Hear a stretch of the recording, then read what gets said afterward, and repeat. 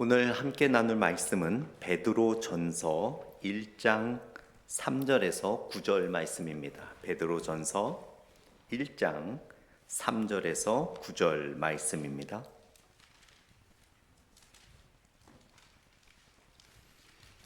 신약 376페이지나 377페이지 정도가 될 것 같습니다. 베드로전서 1장 3절에서 9절. 우리 신영국 장로님 몸 괜찮으십니까? 너무 고생 많이 하셨어요. 신 장로님 지난 일주일간 정말 요즘에 우리 이정숙 권사님도 몸이 좀 안 좋다고 제가 들었는데 요즘에 감기가 여러분 굉장히 심합니다. 오래가고 여러분 정말 조심하셔야 돼요. 베드로전서 1장 3절에서 9절 말씀, 제가 3절 읽고 여러분들이 4절 읽으시면서 9절까지 교독하도록 하겠습니다. 제가 먼저 1장 3절 읽습니다. 우리 주 예수 그리스도의 아버지 하나님을 찬송하리로다. 그의 많으신 긍휼대로 예수 그리스도를 죽은 자 가운데서 부활하게 하심으로 말미암아 우리를 거듭나게 하사 산 소망이 있게 하시며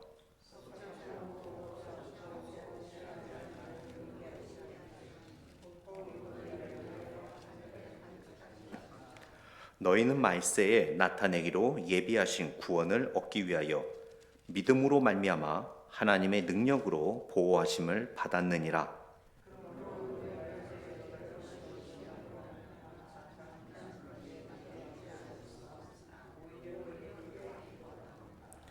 너희 믿음의 확실함은 불로 연단하여도 없어질 금보다 더 귀하여 예수 그리스도께서 나타나실 때에 칭찬과 영광과 존귀를 얻게 할 것이니라.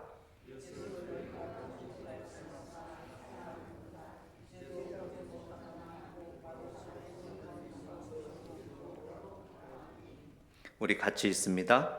믿음의 결국 곧 영혼의 구원을 받음이라. 아멘. 잠시 기도하겠습니다. 하나님, 부활의 주님을 찬양하고 경배하고 축하하고 저희가 그 부활의 감격을 품고 어떻게 살아가야 하며 무엇을 추구하며 살아가야 할지 오늘 말씀을 함께 나누게 됩니다. 그리스도의 십자가 앞에서 죽었던 소망을 갖고 있던 베드로가 부활의 주님을 경험하고 나서 산 소망을 경험하게 됩니다. 그 베드로가 우리들에게 죽은 소망과 산 소망을 갖고 있는 삶이 어떠해야 하는지 실질적으로 자신이 경험한 믿음을 바탕으로 하여 우리에게 쓴 편지를 오늘 묵상합니다. 오늘 말씀을 통하여 부활의 소식을 접하고 부활을 믿는 우리가 어떠한 믿음을 갖고 어떠한 삶을 살아가야 하는지 우리에게 깨달음을 주옵시고 그 깨달은 바를 또한 삶에 실천할 수 있도록 인도하여 주옵소서. 예수님 이름으로 기도드렸습니다. 아멘. 보지 않은 물건이나 보지 않은 사람, 경험하지 않은 일을 좋아하고 사랑한다는 것은 어렵습니다. 우리가 좋아하게 되고 우리가 즐거워하고 우리가 그리워하고 우리가 사랑하게 되는 것은 우리가 보았거나 경험했거나 만져봤거나 먹어봤거나 입어봤거나 그러한 경험이 있을 때야만 우리는 그 사람이나 그 물건이나 그 옷이나 그 음식에 대해서 좋아하고 그리워하고 사랑하는 감정이 있을 수 있어요. 그런데 오늘 베드로가 우리에게 하는 말이 8절 말씀에 예수를 너희가 보지 못하였으나 사랑하는도다. 사실은 이게 우리는 이미 예수를 사랑하기 때문에, 예수님을 사랑하기 때문에 당연한 센텐스, 당연한 문장으로 우리는 들릴 수가 있어요. 그러나 이런 거죠. 여러분이 아프리카 케냐에 한 번도 가보지도 못했는데 케냐에 어떤 아주 맛있는 열매가 있어요. 당신은 케냐의 그 열매를 사랑합니다 라고 말했을 때 한 번도 본 적도 없고 한 번도 만져본 적도 없고 한 번도 입에 맛을 댄 적도 없는데 어떻게 내가 그거를 사랑할 수 있을까? 그거는 불가능합니다. 모든 사람에게 그것은 불가능합니다. 최소한 누군가를, 어떤 음식을, 어떤 옷을, 어떤 상황을 우리가 좋아하고 그리워하고 사랑하려면 최소한 직접 보았거나 맛을 보거나 터치하거나 입어봤거나 그런 우리 인간적으로 느낄 수 있는 감각으로 경험을 해야만 실제로 그것을 사랑하고 그리워하고 좋아할 수 있어요. 그런데 베드로는 너무나 당연하듯이 이렇게 얘기를 하고 있어요. 여러분들이 예수님을 보지 못했습니다. 그러나 여러분들은 예수님을 사랑합니다라고 이야기를 해요. 사랑할 겁니다도 아니에요. You love him. You love Jesus Christ. 여러분은 지금 예수님을 사랑하고 있다라는 거예요. 왜 그렇습니까? 우리가 인간의 눈으로 예수님을 보지 못하고 인간의 손으로 예수님이 못 박히신 손을 만져보지 못했지만 우리는 우리 안에 계시는 성령을 통하여 영적으로 우리는 예수님을 보았고 영적으로 우리는 예수님을 만졌고 영적으로 우리는 예수님과 함께 허그했으며 영적으로 우리는 십자가에서 죽었다가 다시 십자가에서 예수의 부활과 함께 새 생명을 얻었기 때문에 베드로는 우리들에게 그렇게 선포하고 있어요. 당신은 예수님을 사랑합니다. 여러분 믿으십니까? 믿으셔야 돼요.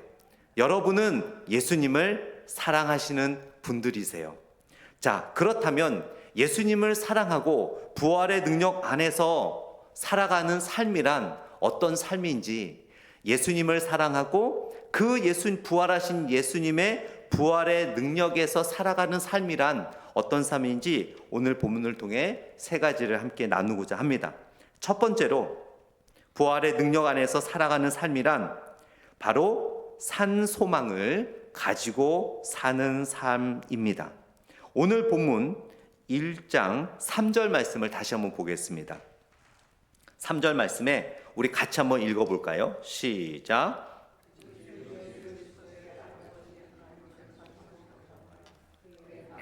국률대로 예수 그리스도를 죽은 자 가운데서 부활하게 하심으로 말미암아 우리를 거듭나게 하사 산 소망에 있게 하시며.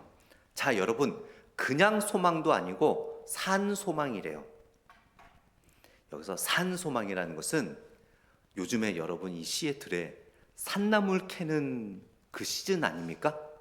혹시 저희 교회는 나물 캐러 가시는 분들 안 계시나요? 제가 얼마 전에 지역 목사님들을 만났는데 서로 그 얘기를 하는 거예요. 어느 집사님이 가시고 어느 권사님이 가시고, 그런데 어느 분은 나무를 캐다가 또 뱀을 만나갖고 놀랬고 막 그런 이야기들이 있습니다. 여기서 산소망이란 그런 산이 아니라 정말 living hope. 그렇다면 여러분, 산 소망이 있으면 어떤 소망이 있다라는 걸까요? 죽은 소망이 있다라는 거예요. 그냥 소망이라고 이야기하잖아요.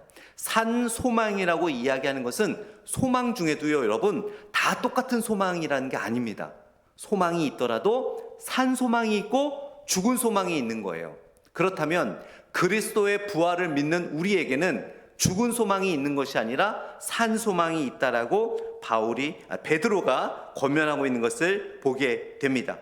기독교의 소망은 다른 세상 소망과 달라요. 바로 생동감이 있고 살아있는 그런 소망입니다. 왜냐하면 그리스도의 부활이라는 역사적 현실에 닻을 내리고 있기 때문이죠. 그래서 산 소망은 바로 정적이지 않고 역동적이고 성장한다는 것을 기억합니다. 여기서 원어에서 이 살아있다라는 것은 그냥 막 움직이고 있다는 것뿐만이 아니라, 여러분, 살아있는 것의 특징이 무엇입니까? 성장해요. 여러분의 소망은 성장해야 되고 성장하고 있습니다. 우리 시애틀 평강 장로교의 소망은 과거의 그 소망만 있는 것이 아니라 성장해야 돼요. 살아있다라는 증거는 성장한다라는 것이 바로 증명이 돼야 됩니다. 여러분의 믿음의 소망이 1년 전, 2년 전, 5년 전, 10년 전과 똑같이 요만큼밖에 없다면 과연 나의 소망은 살아있는 것인가, 죽어있는 것인가 우리는 되돌아봐야 돼요. 살아있다라는 것은 바로 성장하는 것입니다. 사랑이 커지고 은혜가 커지고 섬김이 커지고 용서가 커지고 그러한 그리스도의 거룩한 소망들이 커져야 된다라고 베드로는 권면하고 있어요. 그러면서 여기서 그 거듭나게 하사라는 말씀이 있지 않습니까? 3절 말씀에 보게 되면 그의 많으신 긍휼대로 예수 그리스도를 죽은 자 가운데서 부활하게 하심으로 말미암아 우리를 거듭나게 하사라고 되어 있는데, 거듭나게 하사라는 것은 바로 다시 태어나게 한다라는 거예요. 남자들은 평생 경험하고 싶어도 경험하지 못하는 게 있죠. 바로 해산의 고통입니다. 이 해산의 고통은 우리 박주아 집사님이 박정주 집사님을 목숨같이 사랑해도 오빠 할 때마다 그냥 막 너무나 사랑의 그 에너지가 막 솟아나도 결코 경험하지 못하는 것이 바로 해산의 고통이에요. 베드로는 하나님께서 여러분들을 중생시키고 새 생명을 얻게 하기 위해서 바로 하나님은 그 해산의 고통을 경험하셨다라고 이야기하는 거예요. 그 육체적인 해산의 고통은 아니죠. 그만큼 영적으로 하나님은 애를 쓰셨고 바로 여러분들을 하나님의 자녀로서 하나님의 아들과 딸로서 만들어주기 위해서 그만한 고통을 감내하셨다라는 거예요. 어떤 고통입니까? 그리스도를 죽여야만 했던 그 고통. 지금은 그 출산할 때 그 무통분만이 있더라고요. 주사를 맞아서 이렇게 고통 없이 출산하고. 그러나 과거에는 여러분 그 뭐 병원이 있습니까? 조산소나 아니면 주변에 어떤 아기를 많이 받아본 지인이 와서 아기를 받아주지, 뭐 옛날에는 여러분 병원이 어디 있습니까? 이 시대도 마찬가지예요. 이 베드로가 해산의 고통을 이야기할 때도 병원이 없었어요. 때로는 아기 놓고 사망하는 사람들도 많이 있었습니다. 그만큼 애를 살리기 위해서, 애를 놓기 위해서 자기 목숨을 내놓아야 되는 경우가 많이 있었어요. 바로 하나님께서는 독생자 예수 그리스도를 십자가에 못 박혀 돌아가시고 부활하게 하셨지만 그 예수님께서 십자가에 돌아가시기까지는 바로 하나님께서 마치 엄마가 아이를 해산하며 본인이 죽을 수도 있지만 이 아이를 살리기 위해 내가 이 아이를 출산해야 된다는 그 목숨을 걸고 출산했던 그러한 상황처럼 하나님은 여러분을 그렇게 새 생명을 만들어 주셨다라고 베드로는 권면하고 있습니다. 2011년에 일본에 엄청난 쓰나미가 있었죠. 그 도호쿠 지역에 교회가 있었습니다. 그 도호쿠 지역에 그 일본인 교회를 이끌고 있는 그 목사님의 간증의 이야기인데요. 그 도호쿠 지역 거기도 도시가 완전히 파괴가 됐죠. 그런데 그 어느 정도 수습이 되고 나서 그 어르신 한 명이 이렇게 화분에다가 이렇게 꽃 하나를 담아서 목사님께 가지고 왔대요. 그러면서 그 하시는 말씀이 쓰나미 때문에 2011년 그 쓰나미로 인해 완전히 모든 마을이 파괴가 됐는데 그 집 옆에 이 새싹이 하나 나오면서 유일하게 이게 그 마을의 유일한 생명이었다고 합니다.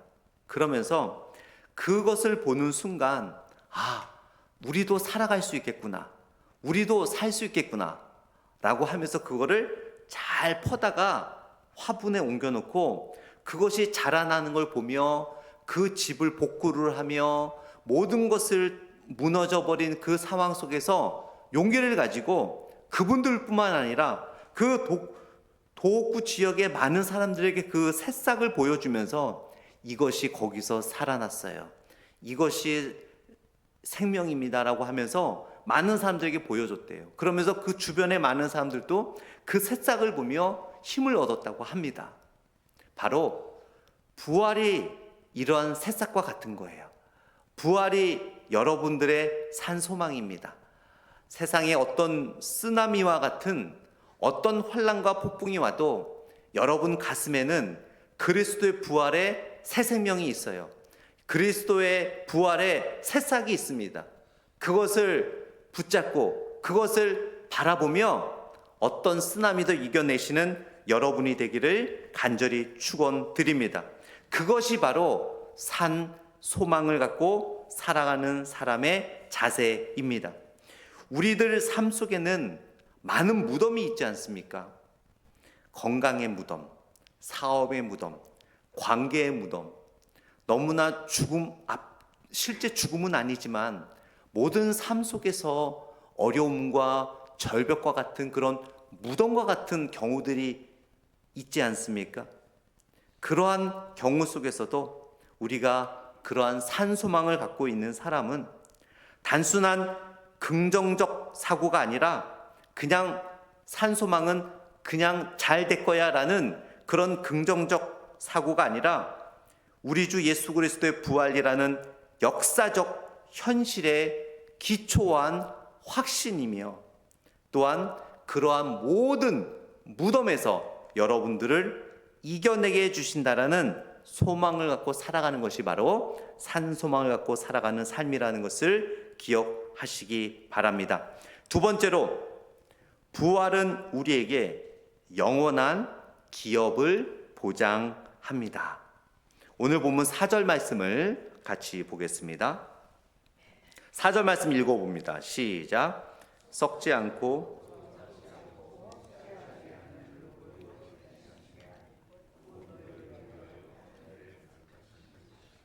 네, 한 부유한 사업자가 있었는데요.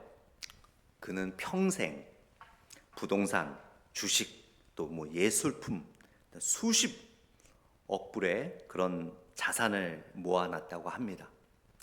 그는 자신의 부를 되게 자랑스러워했고 아주 자주 친구들과 지인들에게 아주 자신의 그 최신 그 주식 투자, 금융 투자에 대해 이야기도 했다고 합니다. 같은 교회 다니는 한 노인이 어르신이 계셨는데요. 그분은 평생 교회사로 교회에서 봉사하고 겸손하게 살았던 분이셨어요. 그 어르신은 물질적으로 부유하진 않았지만 늘 기쁨과 평화가 가득하셨던 분이셨습니다. 세계 글로벌 금융위기 때 그 젊은 사업가는 거의 모든 것을 잃었다고 합니다. 그의 투자는 가치가 폭락했고 또 그는 깊은 우울증에 결국 빠질 수밖에 없었다고 합니다. 어느 날 그런 청년을 그 어르신이 보고 그를 방문하며 이런 이야기를 했습니다. 그러나 겉면의 이야기를 했지만 그 젊은 사업가는 그 어르신에게 이렇게 이야기했다고 합니다. 내 인생의 모든 노력이 헛되었습니다. 내가 모은 모든 것이 사라졌습니다라고 탄식했다고 합니다. 그때 그 어르신은 그 부드럽게 미소를 지으며 그 형제에게 이렇게 이야기합니다. 형제여, 당신이 진정한 보물을 어디에 쌓고 있었습니까?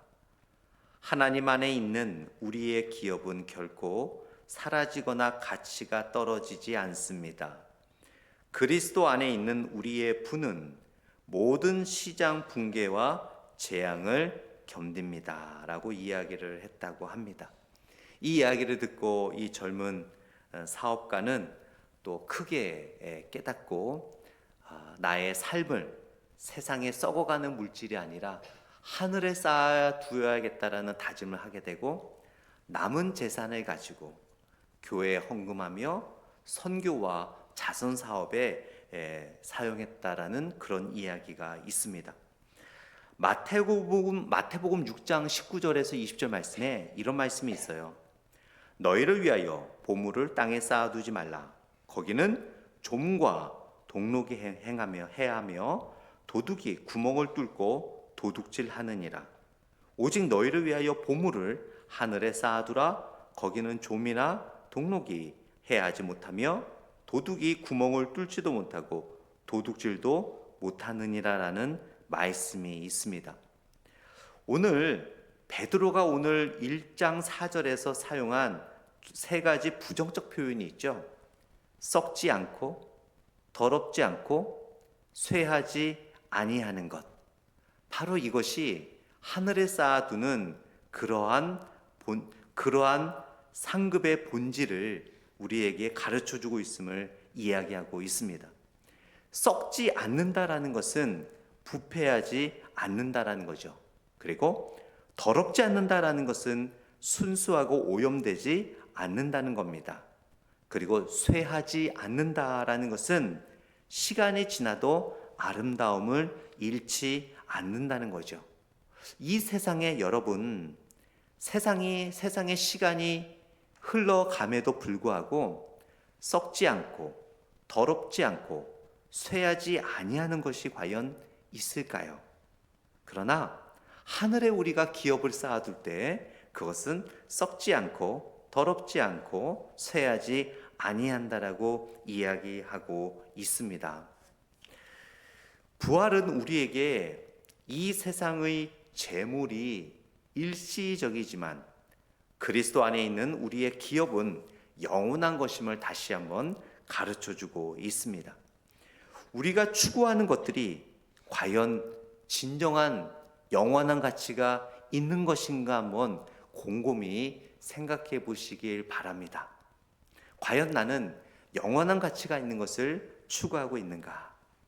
정말 우리는 썩어질 것들에 마음을 두고 있지는 않는지, 또한 부패하는 것에 마음에 두고 있지는 않는지, 쇠하는 것에 마음은 두고 있지는 않는지, 더럽혀지는 것에 마음은 두고 있지 않는지, 부활을 축하하고 부활을 기념한 우리들의 삶이 다시 한번 고민해야 될 문제인 것 같습니다. 오늘 이 시간을 통해서 과연 재능, 또 보물, 시간, 이 모든 것들을 우리는 어디에 투자하고 있는지 한번 곰곰이 생각해 볼 필요가 있습니다. 우리의 시간을 과연 하늘나라를 위하여 투자하고 있는지, 우리의 물질을 하늘나라를 위하여 투자하고 있는지, 나의 에너지를 하늘나라를 위하여 투자하고 있는지, 내가 갖고 있는 많은 달란트들을 하늘나라를 위하여 투자하고 있는지 우리는 곰곰이 따져봐야 될 줄 믿습니다. 예를 들어 새 가족이 방문했을 때 그분들에게 따뜻한 미소와 또한 식사하셨습니까? 어떻게 도와드릴 것이 없을까요? 이런 묻는 것, 바로 여러분 하늘에 쌓아두는 거예요. 여러분이 힘들게 땀 흘리며 정말 고생하며 번 물질 주일마다 헌금하지 않습니까? 바로 하늘에 쌓아두는 것입니다.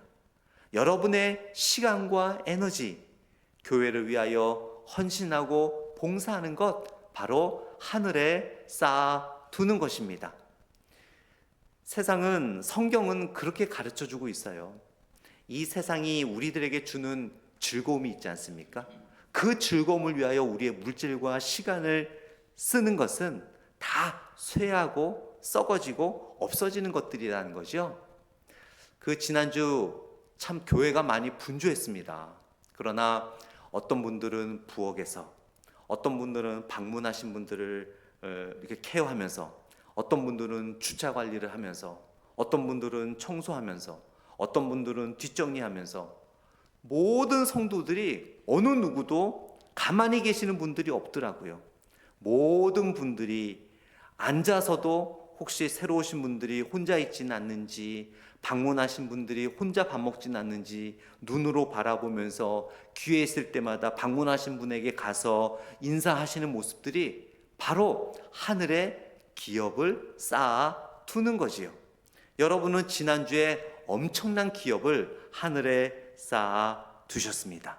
결국 부활의 소망을 갖고 있는 사람, 부활의 은혜를 누리는 사람은 썩어지고 부패하고 쇠하고 더럽혀지는 이 세상의 것이 아니라 영원한 하늘의 기업을 쌓는 자입니다. 우리의 물질, 우리의 시간, 우리의 에너지, 부활하신 그리스도를 믿으며 더욱더 하늘에 쌓아두는 우리의 모습이 되기를 원합니다. 앞에서 베드로가 산소망이라고 했죠, 여러분. 산소망은 어떤 의미라고요? 성장하는 것. 작년 부활주일 끝나고 여러분의 신앙생활과 올해 부활절 끝나고 여러분의 신앙생활은 좀 더 성숙돼야 돼요. 만약에 여전히 작년과 같다면 여러분의 산소망은 머물러 있는 겁니다. 우리는 매년 부활주일을 경험할 때마다 우리의 모든 것을 하늘에 더욱 쌓아놓는 우리의 신실한 신앙생활이 되기를 권면드립니다. 마지막 세 번째로, 부활은 우리에게 시련 중에도 기쁨을 가져다 줍니다. 오늘 본문 6절 말씀을 같이 한번 읽어보겠습니다. 6절 말씀 시작. 그러므로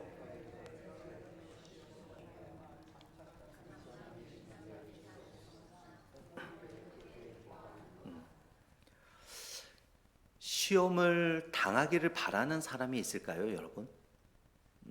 고난 당하기를 바라는 사람이 있을까요? 고통 당하기를 바라는 사람이 있을까요? 마음의 상처를 당하기를 바라는 사람이 있을까요? 내 자존심에 상처 받기를 바라는 사람이 있을까요? 누군가 나의 험담하기를 바라는 사람이 있을까요? 누군가 나의 재산에 손해를 입히기를 바라는 사람이 있을까요? 누군가가 내가 삶을 살아가면서 부당한 대우와 차별받기를 바라는 사람이 있을까요? 아무도 없습니다.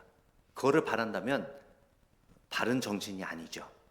그런데 안타깝게도 베드로는 우리가 그런 고난을 당할 수밖에 없다라고 이야기를 합니다.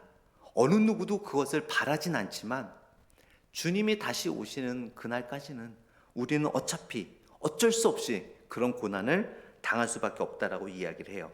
그래서 6절에 보게 되면 그러므로 너희가 이제 여러 가지 시험으로 말미암아 잠깐 근심하게 되지 않을 수 없다. 많은 여러 가지 시험으로 인해 우리가 근심할 수밖에 없다라고 이야기를 합니다. 여러분, 하나님의 영광과 내가 겪는 시험을 극복하기 위한 거룩한 근심과 고민은 긍정적입니다. 그건 하셔도 돼요. 그러나 하나님의 말씀이 아닌 그 문제에 몰입되어 헤어나오지 못한 고민과 근심은 우리의 영적 상태를 피폐하게 만듭니다. 그러나 여러 가지 어려운 시험을 당할 때 이것을 어떻게 내가 하나님의 영광을 위해 헤쳐나갈 수 있을까? 하나님께서 이러한 시험을 시험을 통해 나의 어떤 면을 발전시키고 변화시키기를 원하실까라는 그런 거룩한 고민은 여러분의 신앙을 성장시키고 여러분의 소망을 또한 성장시킨다라는 것을 오늘 본문을 통해 알 수 있습니다. 여기서 오늘 본문을 보게 되면 여러 가지 시험이라는 표현은요, 다양한 종류의 고난을 가리켜요. 헬라어의 원어에 보면 다양한 종류, 그 6가지 색깔에 있는 색연필을 갖고 그림을 그리는 아이들은 이 세상에 색깔은 6개만 있다고 생각합니다. 조금 더 성숙해서 12가지 색깔이 있는 크레용을 갖고 그림을 그리는 애들은 우와, 이렇게 색깔이 많네. 36가지 색깔을 갖고 그림을 그리는 아이들은요, 우와, 더 놀랍니다. 이렇게 색깔이 많았다니. 지금은 더 많지요. 컴퓨터에 보게 되면 그 색깔 칠할 때도 엄청나게 색깔이 많습니다. 그렇듯이 여기서 말하는 여러 가지 시험이란 우리가 상상할 수 없는 너무나 다양한 시험거리가 우리들의 삶 속에서 우리를 힘들게 한다라고 베드로는 이야기하고 있어요. 시험을 겪는 것은 여러분, 죄 짓는 사람만이 겪는 게 아닙니다. 예수님의 부활을 경험한 우리들에게 시험이 더 많이 와요. 왜냐하면 여러분, 내가 옷을 이렇게 어두운 색깔을 입고 시내에 나가면 그렇게 별로 옷이 더러워진 줄 모릅니다. 그러나 색깔이 밝으면 밝을수록 뭐 작은 것 하나 묻어도 그것이 표가 많이 나요. 그래서 참 우리를 불편하게 만듭니다. 저도 하얀 와이셔츠를 입고 식당에서 음식을 먹을 때는 참 좀 폼이 안 나오진 않지만 이렇게 앞치마 같은 걸 하고 먹습니다. 왜냐하면 하얗기 때문에 뭐가 묻으면 이게 참 마음을 불편하게 하거든요. 우리가 우리의 소망이 커지면 커질수록 우리의 영적 상태는 하나님과 가까워지기 때문에 더 깨끗해지거든요. 더 깨끗해진다는 것은 뭐냐면 이 세상의 작은 점 하나 때문에 우리는 그것이 큰 고난과 아픔이 될 수 있다라고 베드로는 이야기하는 거예요. 그것이 우리가 더 깨끗해지면 깨끗해질수록 우리가 더러워져 있을 때는 이 정도 갖고는 시험에 들지 않았는데 너무나 많은 것들이 우리의 마음을 아프게 하고 신앙을 끌어내리는 그런 주변의 말들과 상황들이 갈수록 많아진다라고 베드로는 이야기하는 거예요. 자기가 그렇게 경험해 봤거든요. 믿음이 있었지만 예수님의 제자로 살아갈 때는, 예수님이 살아계실 때 제자로 살 때는 그냥 수제라고 하면서 그냥 어떤 남자의 혈기, 제자의 혈기 왕성함으로 예수님을 쫓아다녔지요. 때로는 예수님에게 믿음이 없다라고 책망받기도 하고, 기도해야 될 시간에 졸았기 때문에 책망받기도 하고, 예수님이 십자가에 돌아가시고 부활한다는 이야기를 듣고 절대 안 된다고 하면서 예수님께서 사탄아 물러가라라는 이야기도 듣기도 하면서 완벽한 깨끗함이 아닌 어느 정도 회색과 같은 그런 신앙의 모습을 살아갈 때는 고난에 대해서 크게 걱정을 안 했어요. 그러나 부활을 경험하고 베드로가 완전히 바뀌었잖아요. 완전히 거룩한 새 옷으로 입었잖아요. 그러고 보니까 온 사방이 고난인 거예요. 온 사방이 자기를 가만두질 않아요. 그거를 경험하면서 베드로가 이야기하는 거예요. 부활을 경험하면 경험할수록, 십자가에 가까이 가면 가까이 갈수록 여러분들 주변에는 그전에는 보이지 않았던 많은 시험거리와 많은 상처와 많은 어려움들이 여러분의 마음을 아프게 할 것입니다 라고 베드로가 이야기를 합니다. 그러나 뭐라고 이야기해요? 오히려 크게 기뻐한다라고 이야기를 합니다. 1950년에 중국에서 그 공산당 정권이 기독교인들을 지금도 핍박하지만 그 1950년도에 심하게 핍박할 때 그 왕밍다오라는 목사님이 계셨어요. 그는 복음을 전하다가 22년 동안 수용소에 갇히게 됩니다. 이 왕밍다오 목사님이. 아내가 이제 그 목사님에게 면화를 가죠. 여보, 잘못됐다 그래. 그냥 예수님 안 믿겠다고 그래. 그냥 교회 이제 다 문 닫고 이제는 공산당에 복종하겠다고 해. 예수님 안 믿겠다고 해. 라고 이야기를 합니다. 그러나 왕밍다오 목사님은 끝까지 이 믿음을 버리지 않고 22년 그 수감 생활을 다 채우게 됩니다. 아내가 면회 올 때마다 아내는 믿음을 버리라고 권면했지만 그 왕밍다오 목사님은 늘 그렇게 권면하는 아내에게 따뜻한 미소를 지으며 늘 이렇게 대답했다고 합니다. 나는 매일 부활하신 그리스도를 묵상해. 그분이 죽음을 이기셨다면 이 감옥의 벽도 그분을 막을 수 없어. 그분의 임재가 나와 함께하고 그분의 승리가 나의 것이기에 나는 이 감옥에서도 기뻐하며 살아가. 그렇기 때문에 나는 믿음을 버릴 수 없어라고 왕밍다오 목사님이 아내에게 이야기했다고 합니다. 많은 사람들이 그 왕밍다오 목사님의 석방 후에 그가 억울해하고 비통해하고 분노할 것이라고 생각했지만 그 왕밍다오 목사님은 그 풀려나면서 깊은 평화와 또한 기쁨의 메시지를 오히려 주변 사람들에게 전달했다고 합니다. 그러면서 그가 출감하면서 이런 말을 했다고 해요. 감옥은 나의 신학교였습니다. 거기서 나는 부활의 능력이 무엇인지를 배웠습니다. 그것은 우리의 상황이 아니라 그리스도의 임재가 우리의 기쁨의 원천이 되게 하는 능력이라는 것을 다시 한번 깨달았습니다. 여러분, 우리들의 삶이 어쩌면 감옥같이 느껴질 때가 있지 않습니까? 정말 늘 똑같은 일상생활, 변화되지 않는 것, 변하지 않는 상황, 이것을 갖고 몇 개월, 몇 년을 기도했지만 여전히 응답되지 않는 문제들, 그런 것들이 있다면 어쩌면 변하지 않는 감옥에 갇혀 있는 느낌을 받을 때가 있을 수도 있어요. 지금은 아니더라도 여러분이 갑자기 어떤 병에 걸렸다든지 어떤 큰 문제가 발생해서 눈물을 흘리며 매일 기도함에도 불구하고 마치 그 변하지 않는 감옥에 갇혀 있는 것과 같은 상황이 될 수도 있습니다.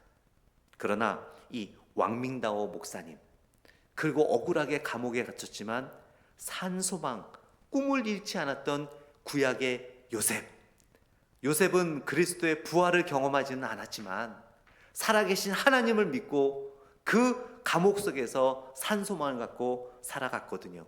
고난 중에서도 기뻐했거든요. 여러분, 진정한 부활을 경험하고 부활의 그런 감격을 갖고 있는 사람은 우리 왕밍다오 목사님처럼, 또한 베드로가 권면한 것처럼 다양한 시험과 고난이 있더라도 그것에 기쁨과 믿음으로 살아가는 삶이 바로 부활을 경험한 삶인 줄 믿습니다. 말씀을 맺도록 하겠습니다. 우리는 지난 주일날 함께 부활을 찬양하고 부활을 기뻐하고 부활을 감격해 했습니다. 여러분, 내년에 또 우리는 부활주일이 있겠죠. 내후년도 있겠죠. 그러나 이것이 어떤 늘 똑같은 그런 부활의 축제가 되지 않기를 원합니다. 작년에 부활의 소망, 부활을 통한 여러분의 믿음과 소망이 요만했다면 올해는 좀 더, 내년에는 좀 더, 내년에는 또 내후년에는 좀 더 성장해가는 그런 우리의 믿음의 크기가 되기를 원합니다.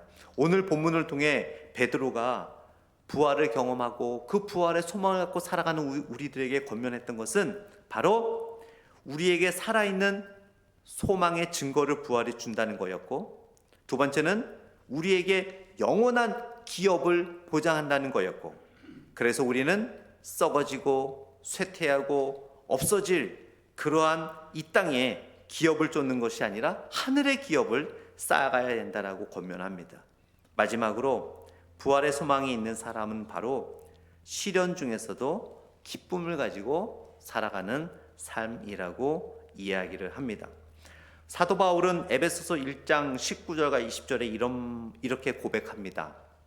그의 힘이 강력으로 역사하심을 따라 믿는 우리에게 베푸신 능력의 지극히 크심이 어떠한 것을 너희로 알게 하시기를 구하노라.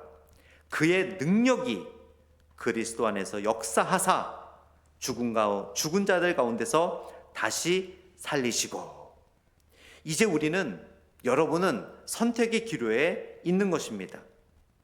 부활을 정말 단지 1년에 한 번 기념하는 역사적 사건으로 여길 것인가?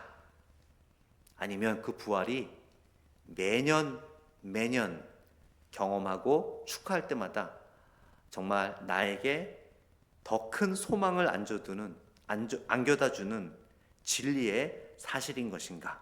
그렇게 하기 위해서는 오늘 우리에게 주신 말씀을 갖고 삶에 실천할 때야만 매년 우리가 경험하는 부활의 감격과 기쁨이 우리들에게 놀라운 영적 유익이 된다라고 권면하고 있습니다. 부활하신 주 예수님을 통하여 정말 여러분의 신앙이 날마다 더욱 성장해 가고 부활하신 예수님과 깊은 교제를 나누시는 여러분의 삶이 되기를 축원드립니다. 기도하겠습니다. 부활하신 예수님의 부활이 우리의 소망, 또 기업, 기쁨의 원천임을 우리가 고백하며 감사드립니다. 우리가 매일 부활의 능력 안에서 살아갈 수 있도록 도와주시옵소서. 우리의 마음이 슬픔이나 두려움으로 가득 찰 때 빈 무덤의 승리를 상기시켜 주시고, 우리들의 삶에 큰 무덤이 있을 때마다 그 무덤의 큰 돌을 여시고 부활을 경험하게 하셨던 것처럼 우리의 모든 영적 무덤을 주 예수 그리스도의 부활의 능력으로 이겨나가는 우리의 신앙 되게 하여 주옵소서. 이 세상에서 소망과 부활의 그 기쁨을 전하는 삶 되게 하여 주시고, 우리의 마음이 슬픔이나 두려움으로 가득 찰 때마다 부활의 소망을 통하여 감사와 찬양이 넘치게 하여 주옵소서. 이 모든 말씀 예수님 이름으로 기도드렸습니다. 아멘.